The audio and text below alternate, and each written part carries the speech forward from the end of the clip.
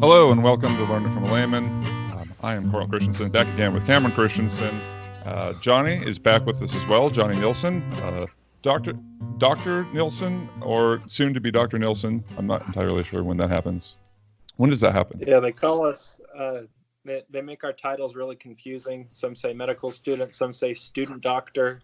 It just messes with people's minds. They don't know what you are. I'm confused. Neither do I. Okay. Well, that's unfortunate. You probably should be the one that knows. All right. And then we also have Dr. Harper, though not the same type of doctor. Cade Harper, welcome to the podcast. Thanks, Cam. Or thanks, Carl. Yeah. Thanks for coming. So Cade has his doctorate in... Please call me Dr. Harper. Yes. Dr. Harper has his doctorate in, is it just chemistry? Is there a subfield? Organic chemistry. Organic chemistry. Okay. And is currently working at a pharmaceutical company. And so we've invited Dr. Harper on, or Cade, as depending on how you're related to him, to discuss a little bit of the topic du jour, which is the coronavirus. So as laymen on this subject, Cameron and I are unqualified to talk about it. And there's a lot of people, unqualified people, discussing things these days. So we thought we'd gear up our game and talk a little bit about the chemistry of it, and then also talk to Dr. Neilson, or soon to be Dr. Neilson, about doctor's advice and those types of things. So we're going to go ahead and start with some questions for Cade, and we'll go from there. So, Cade, do you want to start with just tell us a little bit about what chemistry of a virus is and what you know about that? Sure. So a virus is just a little piece of RNA, or sometimes DNA, although I think most of them are RNA, at least the ones I'm familiar with. A little piece of RNA coated in proteins and sometimes wrapped in fatty lipids. So what it does is it basically attaches itself to living cells and then injects that little piece of DNA or RNA into the cell and hijacks the cellular machinery to replicate itself, and then in so doing destroys the cell and then moves on to the next host. So that's kind of the basic chemistry or the basic biology of a virus life cycle. So when you have different types of viruses, what are is it just different RNA sequences, or what's the difference in the different viruses? That, and then also the cells that they target. So the proteins that encapsulate the virus target different cells. Hence, like, you have HIV, which is a virus that targets the immune system, versus, I believe the coronavirus is a respiratory virus, although I'm not sure. But also, things like, the field that I'm more familiar with is HIV, hepatitis C. Those are the ones that I've seen compounds come forward on. Okay. And so the way that they target particular cells is just the protein structure? Is that the structure of the virus? So most kind of antivirals that are out there, at least most of the modern HIV and HCV medicines, are combinations. So they attack multiple pieces of the virus life cycle. So from they attack RNA polymerase or different proteins that are associated with RNA replication to try to slow down that part of a viral life cycle, as well as other receptors on the actual virus itself. Okay. Yeah, I think about it in like a simple way, that the virus has a key on its surface, and these are different types of receptor proteins. But it's a key to a certain type of cell, and it makes that cell let it inside, and it overtakes the machinery. So a specific type of protein will attach to a certain specific type of cell, and that's why certain types of cells are affected by the virus and other types of cells aren't. Like the coronavirus mainly is respiratory, and that's why people have respiratory symptoms, this severe acute respiratory syndrome. but like when you have a viral illness that attacks the GI tract, you might have vomiting and diarrhea and stuff like that. So it's just the types of protein is like the key that lets it into a certain specific type of cell. Does that make sense? Okay. Yeah. That's much more than I ever knew. All right. So once again, my layman status is fully intact. Okay. So so as far as what Kate, you already started talking a little bit about the chemistry of the drugs that help. What do you do though to test for a particular virus? Like how can you differentiate different types of viruses? So I'm familiar with what are known as PCR tests, so polymerase chain reactions tests. They're ones that basically take samples of the virus and they upregulate, or they generate a lot of that genetic material, the RNA or the DNA inside the virus, and then it actually targets specific genes that are unique to that specific virus. So somebody has gone along and done sequencing of the genome of a virus, and then they'll develop a test that will target specific unique genes on the virus and then upregulate those, and then that's basically how they test, or one of the tests. I think there's another type out there that's like blood-based that I've heard about in the news, but I don't know anything about that. I think it has to do with how the immune system responds to the virus, but honestly, I don't know much more than that. Okay. Yeah, you can test for antibodies against the virus because the immune system will start to produce antibodies against the virus. And an antibody basically attacks foreign substances in your body. So if something's not supposed to be there, the immune system will make an antibody against it that will attack it. The antibodies, there's different types of antibodies, and so you can figure out basically what stage of the viral illness somebody's in based on the titers or the amount of antibodies that are in the that are within the blood. So that's another way that they do it. But PCR is polymerase chain reaction is one of the easiest ways to think about. They basically just are looking for, is this DNA there, or is this RNA there, or is it not? And if it's there, then the virus is there. And if it's not there, then the virus is not there. Okay. Have you given those tests before, Johnny? Have you done viral tests on patients? No, I haven't done a viral test on any patients. Medical students are not allowed to have any patient contact with someone suspected of coronavirus. Okay. Yeah. And Kate, is that so? Does your company do they produce tests for viruses, or I know that they do. You do drugs that work on viruses, right? Yeah, we have a couple of products that are in the hepatitis C and HIV realms, but to my knowledge, we don't do anything in terms of testing. Okay. So as far as the coronavirus specifically goes, I've read stuff, and that indicate that there are some drugs that will work with that at least might start against fighting viruses. How does that work from a chemical point of view first, I guess? So what do drugs in order to stop the progress of a virus? How can they stop that replication process? So yeah, basically when you're trying to drug or develop an antiviral, you're trying to stop some part of the virus life cycle. So whether it's cellular adhesion or the replication, once it hijacks the cell to slow down DNA or RNA replication within the cell, or specific to the virus, you're targeting a different piece of the virus life cycle. And the most effective drugs that are out there target multiple pieces, like largely hepatitis C has been cured through that kind of double or triple therapy where there's 2 or 3 drugs together in a cocktail that, when given, attack the virus at all of its different or at all the different parts of its life cycle. So, but again, the drug it's kind of like Johnny's analogy.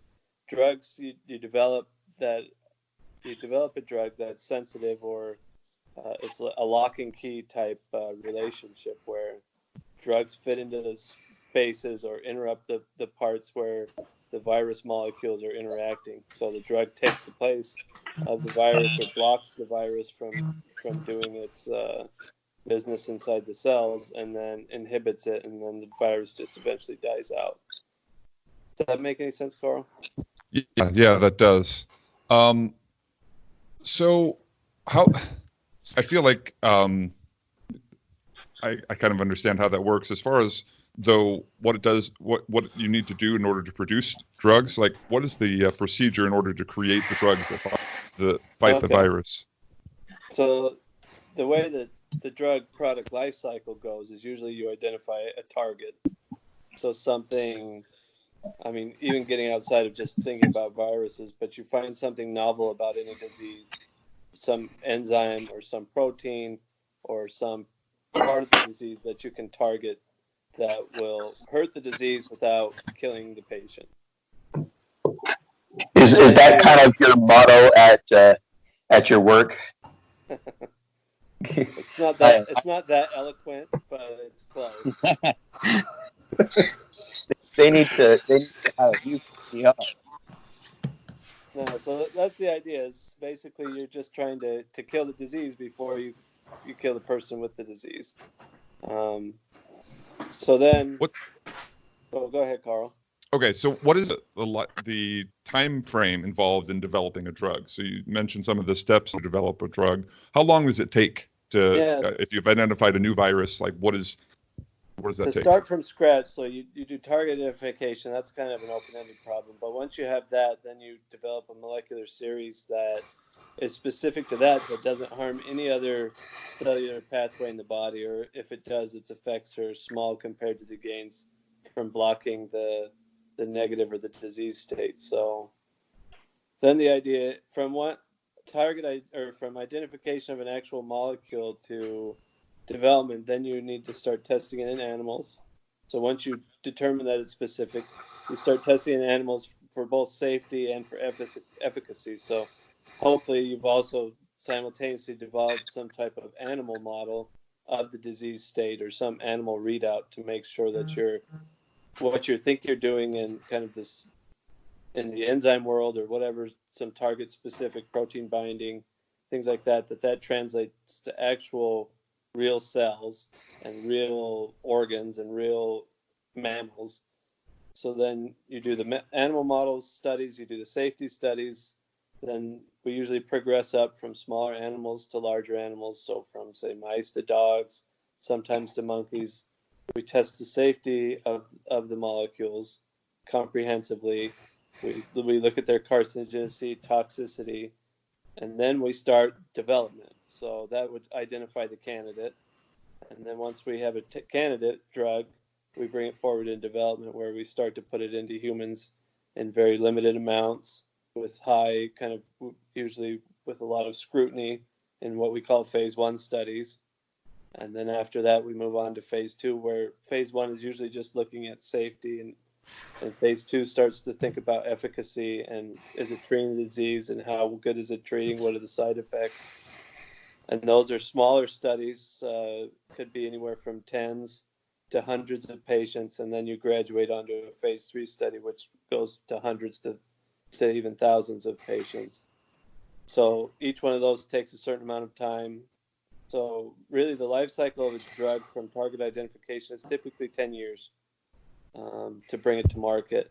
And then once it's on market, it usually has about a 10-year patent lifetime, depending on the drug class and different factors. Okay. And that's where the company recoups all of the money invested in the testing and development.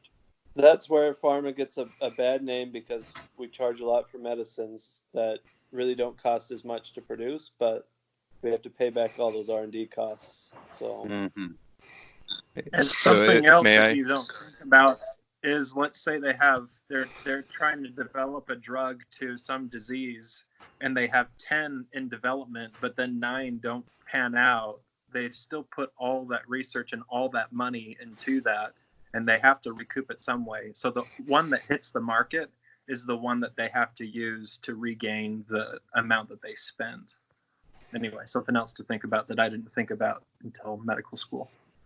So you guys are telling me that big pharma isn't all just demons out to milk everyone dry. Yeah. Oh, they are, Turns out- but no. Most of the people I work with, I honestly believe are trying to do the right thing. Even up to the CEOs of companies, I think most of them are invested in doing the right thing and not making an easy buck. And you just get some. Oh, sorry. Go for a minute. No, I just wanted to ask a follow-up question, but go ahead and ask yours first. Oh, I was just going to bring up. I think every once in a while you get a kind of bad actor, like what was his name? The Pharma Bro guy. Martin Shkreli. Yeah, there you go. And it kind of gives a bad name to the whole industry, right? Yeah, and it's important to note that there's pharmaceutical companies out there that don't do original R&D. Oh, okay. So when you say big pharma, you're talking about big brands that you recognize, and they usually have commercials and stuff like that. But there's a lot of pharmaceutical companies that operate in the generic space or in the orphan drug space, and that's where a lot of the headlines that you've read, Tim, have come up from. Is these pharma companies don't have an R&D investment. They usually buy compounds right, and then they jack up the price to put the squeeze on the consumer. So they're more like merchants looking to kind of find a deal and see if they can then play the middle. Yeah, exactly. They're just exploiting markets. Speculators. Okay. So if I can ask a question related to this, are there things that could be done that would reduce the costs of drug and especially vaccine development that would result in a notable decrease in cost to the end user? I mean, given the timelines that you talked about, there is a lot of dollars that has to go into that. Is there something that could be reasonably done either by the government or whatever regulatory agency that would reduce costs or make them not so high? Well, it's a balance, right? So a lot of the costs in the trials and things like that are just to guarantee safety, right? So safety first, and that's where the bulk of the cost is to prove safety and then to prove efficacy, so that we're not just creating placebos or creating a bunch of pills with different chemical compounds in them that really don't do anything. So to bring a drug to the FDA, you have to have proven that it works better than any other drug out there that's comparable for a specific disease. So it's almost kind of a risk acceptance, and in the way that we've set up our acceptable level of risk, these are the costs that go with it. If we want to reduce costs, we're going to have to consciously decide that, we're going to take an increased risk of having ineffective or harmful drugs out there. Yeah, that's it's been a 100-year learning curve on that, and I wouldn't say that we're at the steady state yet. We're still learning, and things happen, and we pull back, or things get loosened, and people take advantage.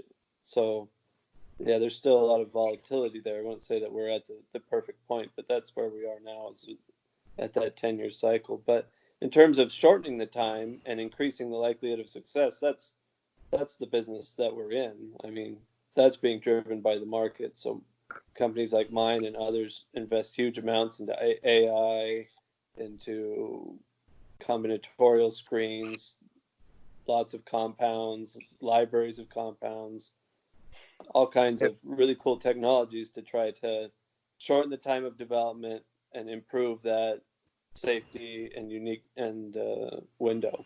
Yeah. So if we can because honestly, if you're the first one to market, you usually win.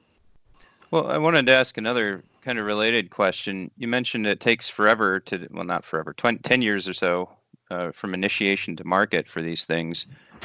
But there are some vaccines that come out annually, like the flu shot that I'm required to get that I hate so much. What's the difference there with your seasonal flu shot vaccine versus the extended 10-year developments that we've been talking about? So I honestly don't know a lot of what goes into vaccine development. I could speak more to the drugs, but the vaccines themselves it's typically biological material, right, Johnny? So yeah, they can.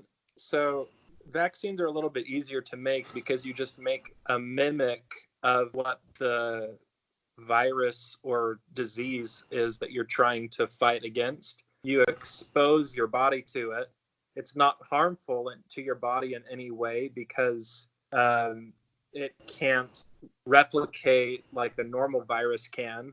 And so you give this vaccine, your body has a reaction to it and creates memory cells that will remember that vaccine, that will remember that structure once it sees it again and launch a full attack against that foreign body. So we're talking about viruses, so it attacks the virus. So vaccines are relatively easier to produce than like a drug. So this is important for the layman like me who doesn't know these things, that there's a difference between vaccine production and drug or production. That's why this is so educational. When you're hearing about things out there, Matt, the vaccine timelines are significantly abbreviated, right? Because they do a much more simplified trial, and the standards for efficacy are much lower. Whereas the drugs that you're hearing about for treatment are usually ones that are already commercialized, and most of the ones that I've heard about are generic with a couple of exceptions. So they're already off patent. So companies like mine and most of the major pharmas don't really dabble too much in the generics because it's too much of the margins are too low there. Okay, so that's what I was going to bring us back to. So the coronavirus, when I've been doing the reading about the drugs that they're looking at using might be effective against it, those are ones that have already been developed and deployed in for other uses, and that they're just finding that they are also effective against the virus, right?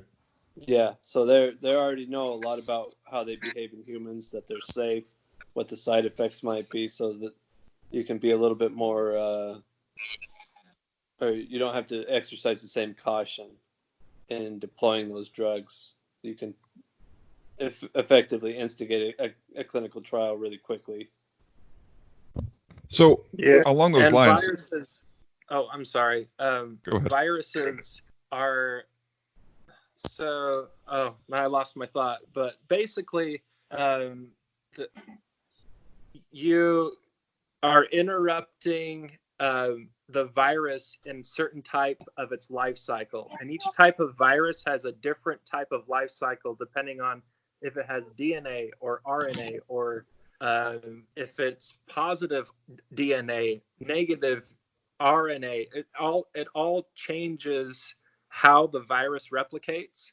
And so if they know what type of virus it is, they already have developed drugs that will be effective against that type of virus just because of the nature of the virus and how it replicates. So then they can take medications they already have and try them against, the COVID-19, for example. Yeah, that's exactly what I was going to ask about. So thanks, Johnny. So, Kate, how often the first thing that you do is you identify a target? How often, when you identify a target, do you find that there already exists a drug that work against that, or is that not part of that? So in original R&D, we operate away from that because we're trying to get to new patent space. So we want to make something that's also patentable. So beyond that, I couldn't really say too much about.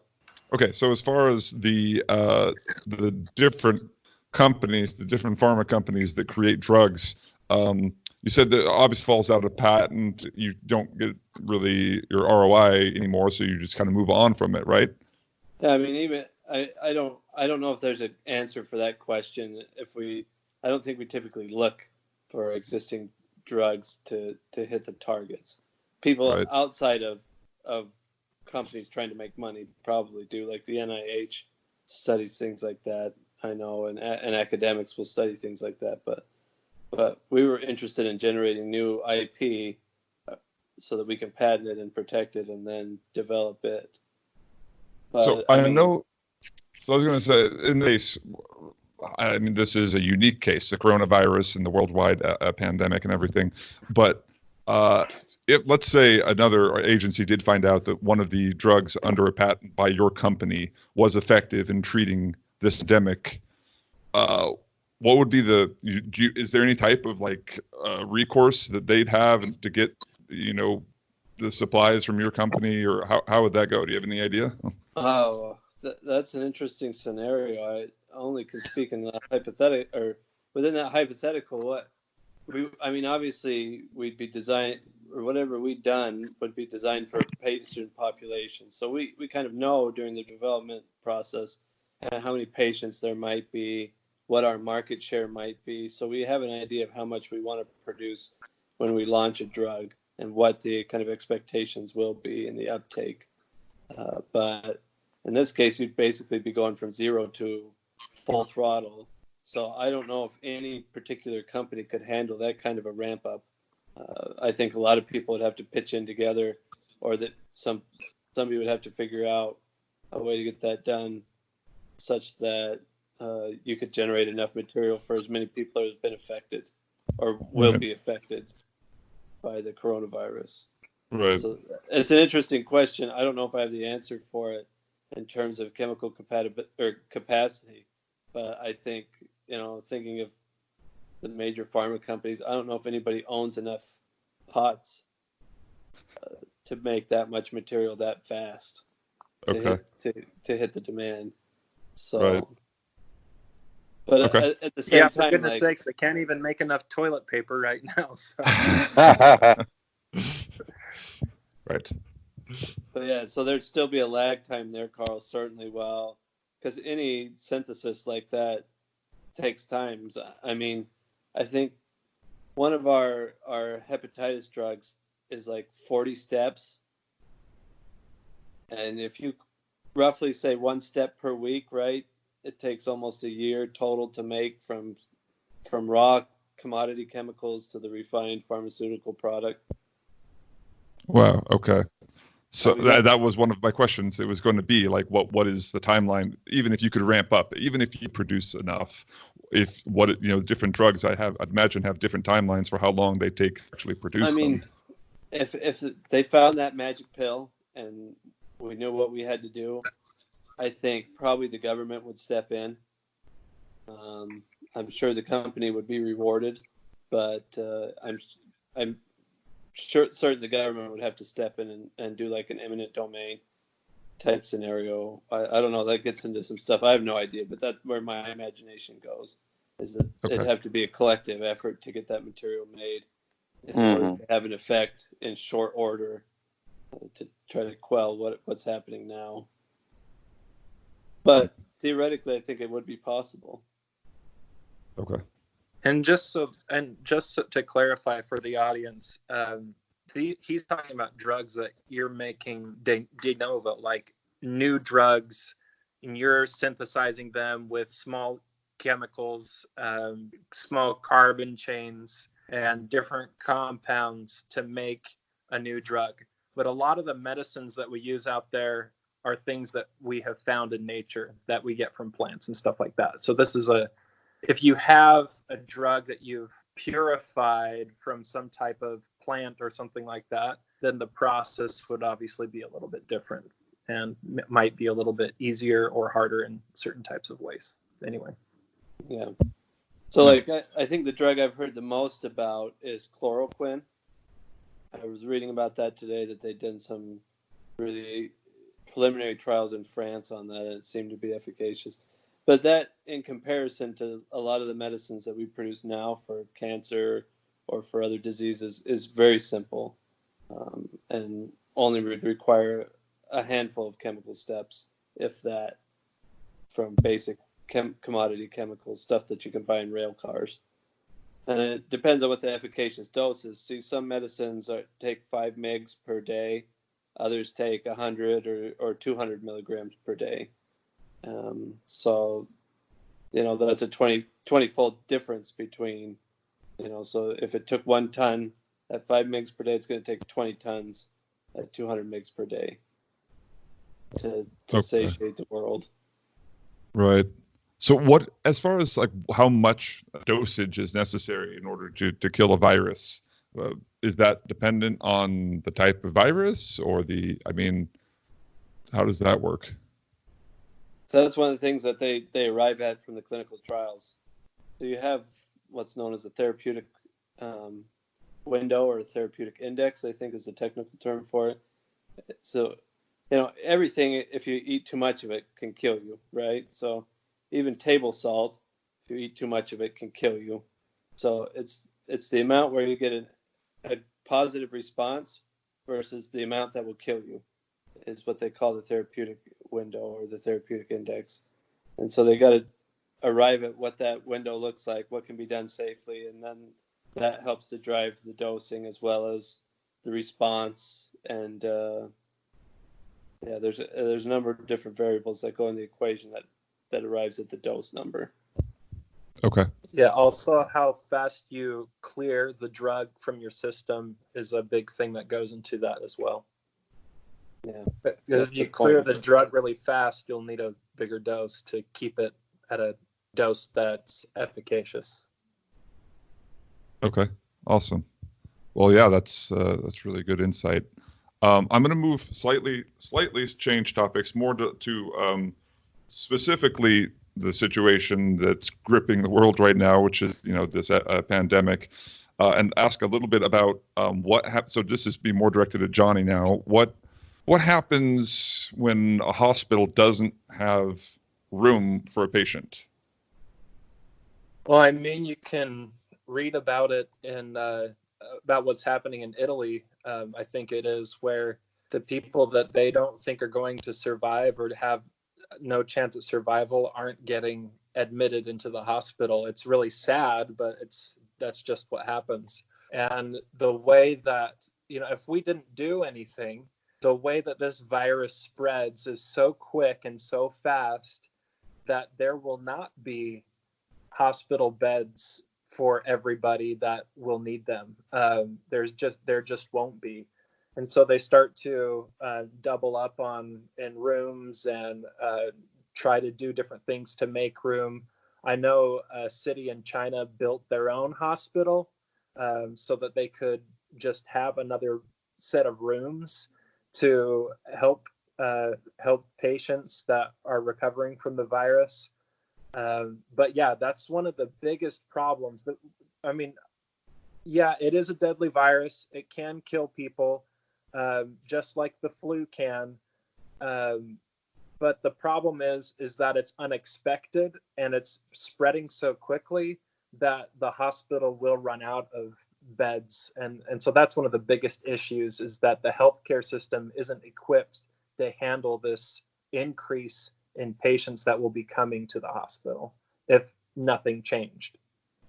I actually know a little about this. They've actually been contacting hotels and are looking to use elementary schools and other things like that aren't actually being used right now to actually house patients and stuff. So, oh, I didn't know that. That's interesting, Cameron. Yeah, we got to make some money somehow, so we're right. Yeah, actually, I was going to come to you in just a minute, Cameron. But so, Jonny, other question. I know I've read about this as well. Medical professionals are in huge risk as far as what I've been able to tell with this, because it's so contagious. In general, though, outside of just the coronavirus, how often do doctors, nurses, do they get actually sick from exposure by a patient? And is that something that's pretty common? It's extremely common. So even as medical students, we would, on our pediatric rotation where we were with kids all day, it was just expected that in the 2 months that you were doing that you were going to get some type of illness, either like throwing up, vomiting, or like a common cold was the main types of things. But it happens fairly often. But a lot of times in healthcare, you can't really take a sick day. So you protect yourself, protect the patients against you by wearing a mask or doing other types of things to make sure that the patients are still getting good care, but at the same time, you're not spreading the disease to them. In some cases, you do have to stay home and stuff like that. But yeah, healthcare workers do get sick. I would say at an increased rate than the general population. Right. Okay. It seems like a hazard that comes with a job that's almost unavoidable. What do you do? So obviously you're not currently a full-time doctor, but in general, you get a lot of people coming in for things that they don't necessarily come to see a doctor about, right? Especially, I'd imagine, in a scenario like this where everyone's panicked about lots of things, you're going to get a lot of people reporting false positives. Is there any general advice you have for people when they should contact the doctor versus shouldn't? Yeah, I mean, there is a sense that I need to go to the doctor when there is like, for example, the toilet paper thing. There's been enough toilet paper for everybody in the United States for years and years and years, and now you can't find it on the shelf. Why is that? It's because people panicked. And it's the same type of thing with healthcare. When there's a panic like this about the virus, you're going to see an increased amount of people coming to the emergency room for the common cold that are worried that they might have the coronavirus. So there's some specific symptoms that you should look for with the coronavirus. One of them is a cough, a really bad cough, and a fever. And if somebody is struggling to breathe, if you're having a problems trying to catch your breath, that's a good sign that you should go to the hospital and be tested. But the flu will give you more like a really bad fever, hit you really quick, make you feel like you got hit by a truck, and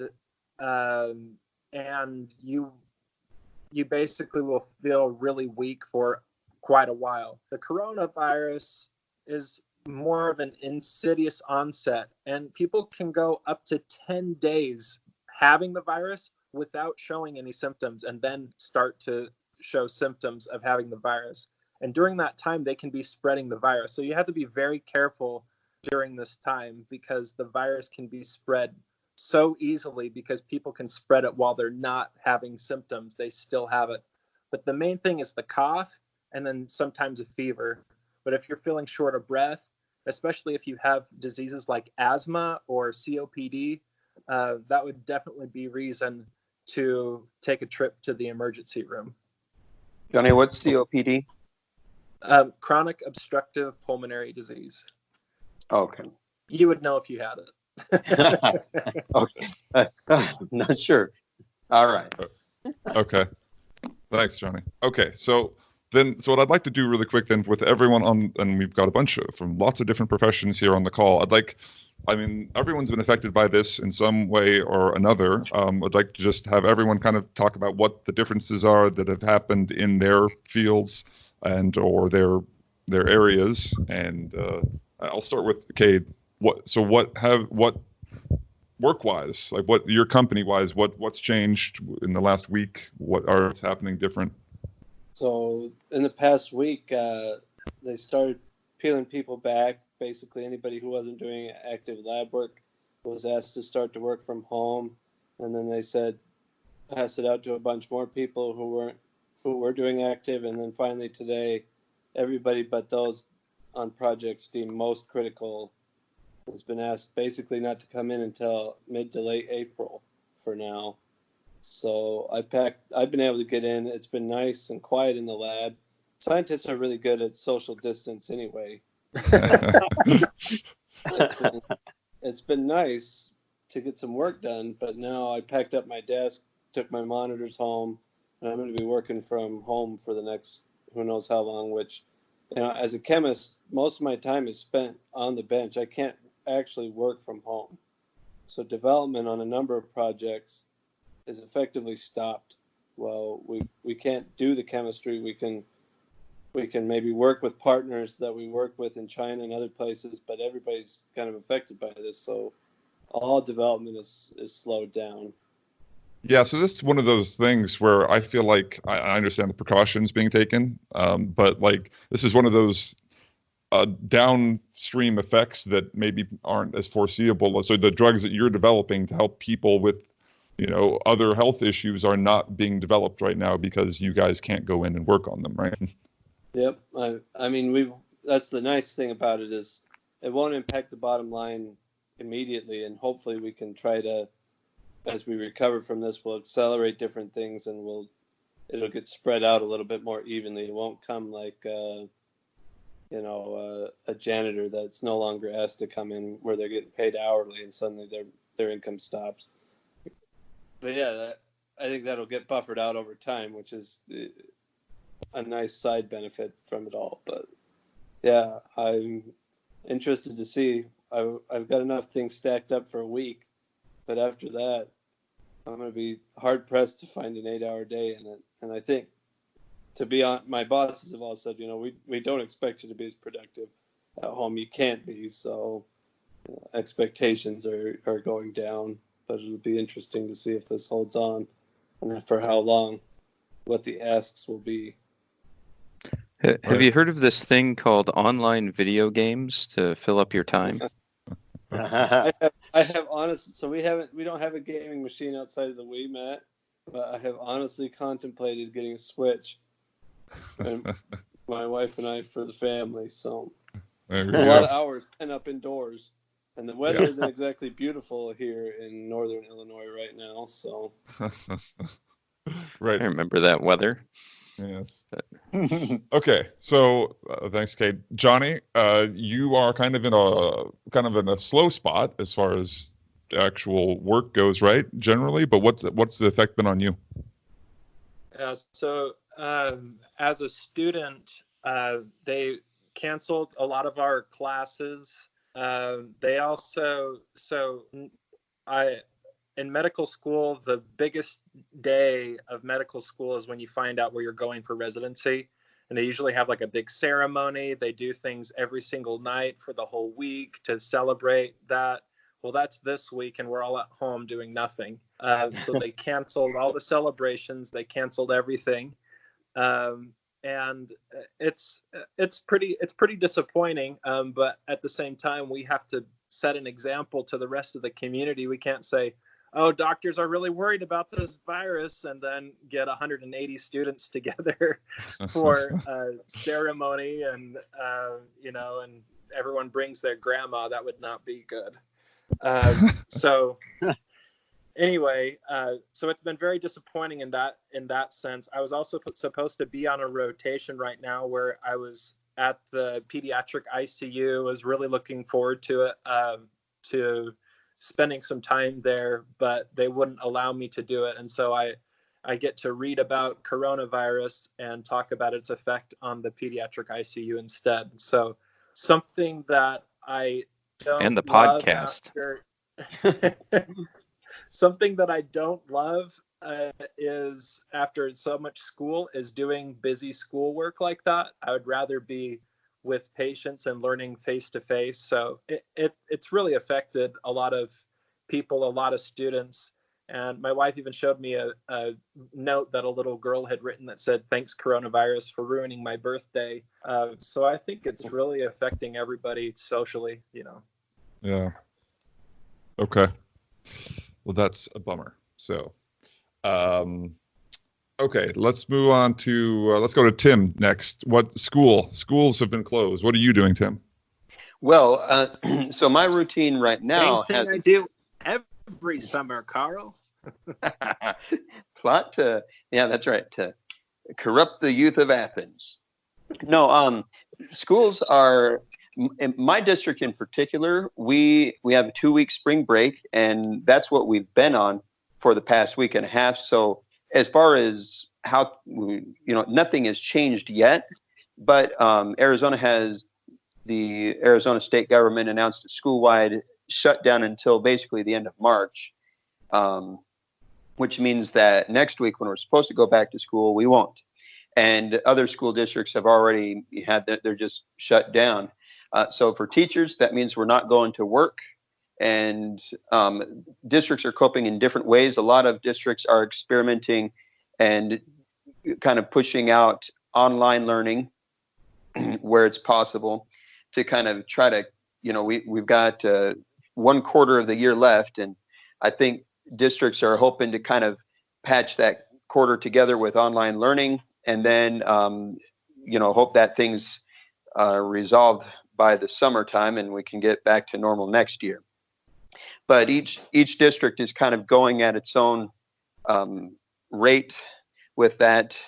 I think so that's big news for us teachers. I think the big deal as far as the bigger picture is for, working parents, what they're going to do to deal with, because now they have to find a place and a way to, get their kids cared for. One of the concerns that the state government had and was considering before announcing the shutdown was that, well, if we shut down schools so that we don't aggregate, have a bunch of kids gathered in one place, well, people are going to have to look for daycare and other things, and kids are going to, be grouped together there. So you lose or you lose. So I think a lot of people are trying to figure that out. It's just disruption. That's probably one word for it. Yeah. Tim, For I have sure. a question. For Yeah. places like I've heard in Ohio, I think they said they're just shutting down school for the rest of the year. What's the advantage to that? When nobody knows really what the future holds, this thing could play out quickly or could drag on. What's the advantage of saying school's out? Well, I think that the impression I get is that they're hoping that, I think that kids are a pretty, I don't know. I don't know much about transmission of disease and so forth. I do know that teachers, kind of like Jonny was talking about with doctors, teachers are known for being sick. If you haven't taught and then you start teaching, you can plan on getting a few nasty bugs as you kind of dip into the microbe stream that flows through schools. So I think the big thing is they're just hoping to shut that down. And then, they're just saying they know they need to close it down for the next while, the social distancing. And at that point, if we're shut down for 3 or 4 weeks, then by the time we start back again, it's summertime. It's the end of the scheduled school year. So we're just gonna cancel it. I think that's their mindset. Is that what you were asking? Yeah, basically. I was just wondering, what's the purpose of calling it now? Like, thankfully, right now, our schools are saying a couple of weeks, and maybe they'll extend another week or two, but we'll keep playing it by ear. Nobody's wholesale saying school's out for summer right now. Yeah. And I think the ones that are probably part of what they're doing, I imagine that policymakers are scrambling to some degree, one, out of a sincere desire to do the right thing and help out. But I think there's also a little bit of, you don't want to be the one who looks like they're napping while the world burns, Yeah. And so you take decisive action and you hope it works and you hope you don't look like the goat at the end. But yeah, I don't know. And that is a good question. I wouldn't be surprised, honestly, if we were closed through the end of the school year. Right.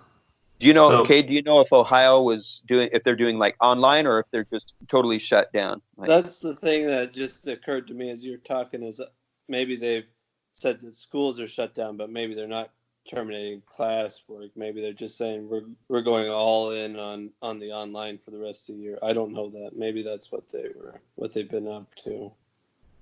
I will That's say what that a lot of universities have done anyway, but I'm yeah. sure it's harder to do it. Well, the universities have already been doing online classes, so they have the infrastructure to be able to do that, whereas elementary education, it's going to be a lot more difficult to do that. So anyway.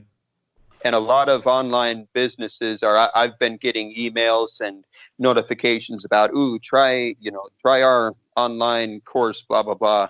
They see where the wind's blowing, and a lot of these companies that service online communication or learning platforms are kind of rolling everything out to try to meet that demand and get part of that share of the market. Yeah. So, Tim, do you know what your school district maybe in particular is? Because I know it's a big concern with a lot of people, a lot of school districts out there, the underprivileged kids. It's sometimes like the only meals they're getting at home and stuff. Do you know how they're trying to combat that and such? Yeah. So my school district, they put out on their website, little just kind of updates and so forth. And that's one of the first updates you get is on the free and reduced meal plans, which even though school is currently out of commission, they are still serving those kids and giving those meals. I don't know any details about it. I would imagine that they're doing some kind of takeout thing, so everyone just picks it up, kind of like, with restaurants, you're not allowed to, only takeout. So, but they are still serving that need. And I think if, depending on how crazy and shut down things get, that would be one of the last things to shut down, because that a lot of people don't realize that schools, aside from, obviously public education, also serve as kind of a shock absorber for, a lot of underprivileged kids who maybe aren't getting enough food to eat and so forth. They can get 1 or 2 meals at school. So. Yeah, that's a good question. Anyways, Thanks, Tim. still going on. Okay. Let me move to Cameron. Cameron, you already mentioned a little bit of what's happening in the hospitality industry. What other things are happening? So we're getting hit pretty good when you tell everybody to stay home and not travel. That's kind of based on what my industry is all about. So lately, because of the border closing in Canada, we've been getting a lot of Canadians coming through to go back to to their country. But So That's is gonna dry essentially it. So what was that, Tim? Oh, sorry. I was just going to say that will dry up pretty shortly, I presume. yes. So we're talking Well, like Canadians are everywhere. You'll never get rid of them all. We're talking about a precipitous We don't need a drop, Canadian right? bacon situation going on right now, man.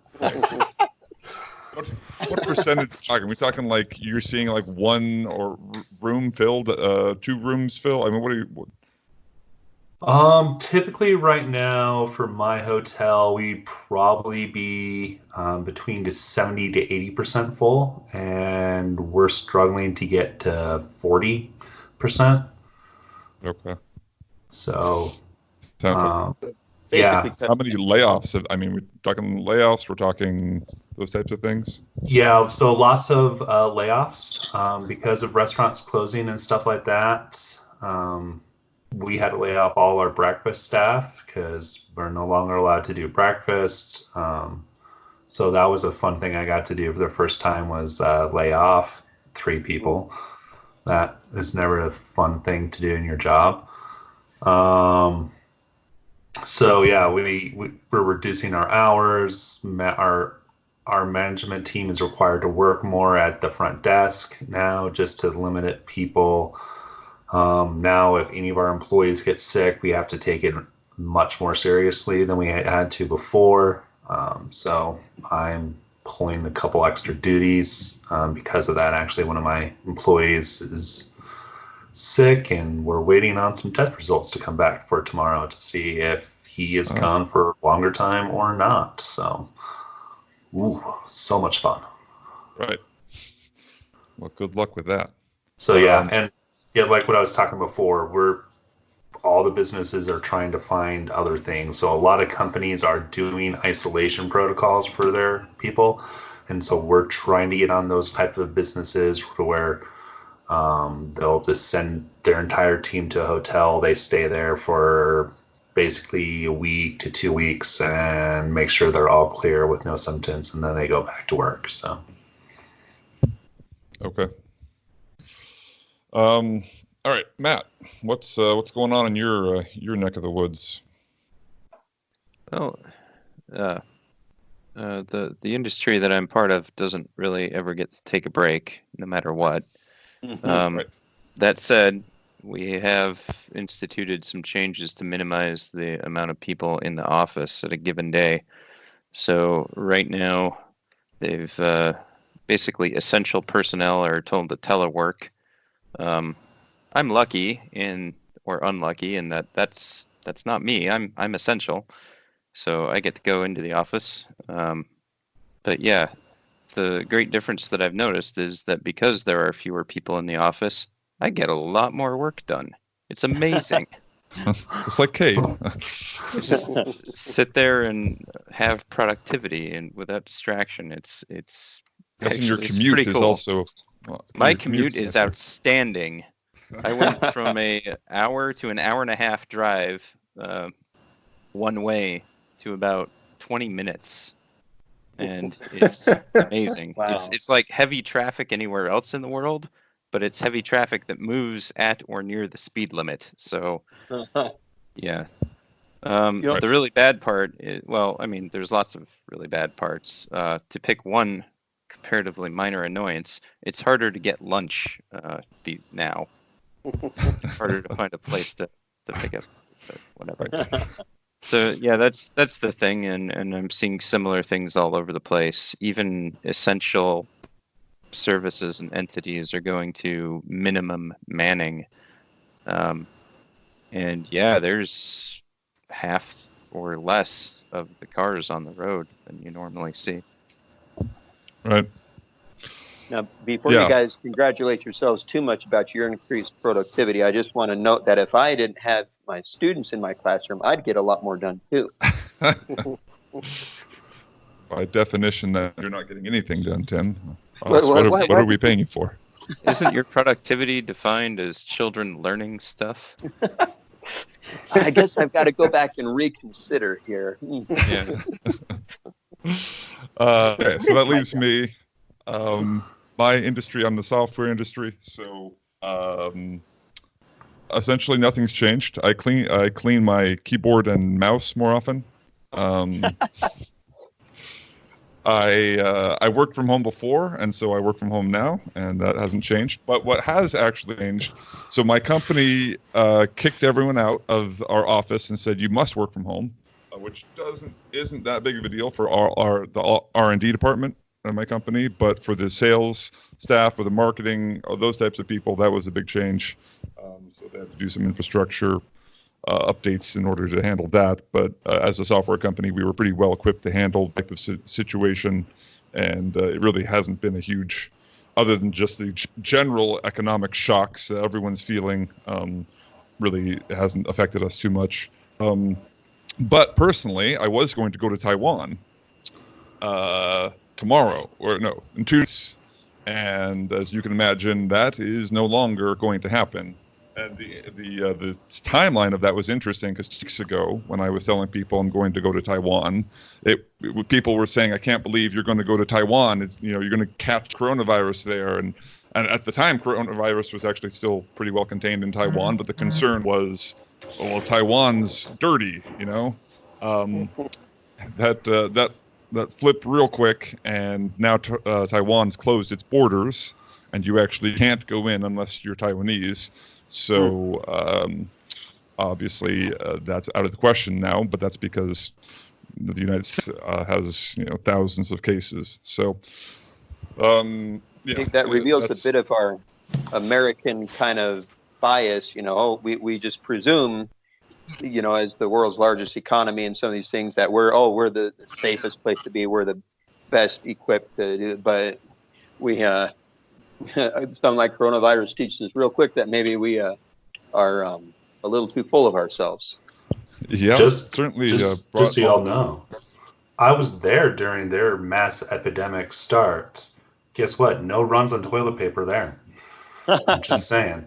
They kept all their grocery stores stocked, and they didn't have any issues, and everyone just kept their heads. So maybe there's a little something wrong with the U.S. here. Yeah, the bag mentality is just a U.S. type of problem then? I'm going to say the media creates mass hysteria. Well, certainly doesn't help. Yeah, all right. Well, I think that's pretty much it for our podcast tonight. I really appreciate Dr. Harper and Dr. Neilson for their insights. And that'll do. Neilson. Student Dr. Neilson, soon to be Dr. Neilson. Whatever. I don't know when to start saying it, so I have to give you a title. The technical term is junior doctor apprentice. I like it. Jedi Knight Neilson. Padawan. Would you call me Headmaster Cox? I will not. No. No one would ever call you. All right. Well, thanks again, and we will talk to you guys next.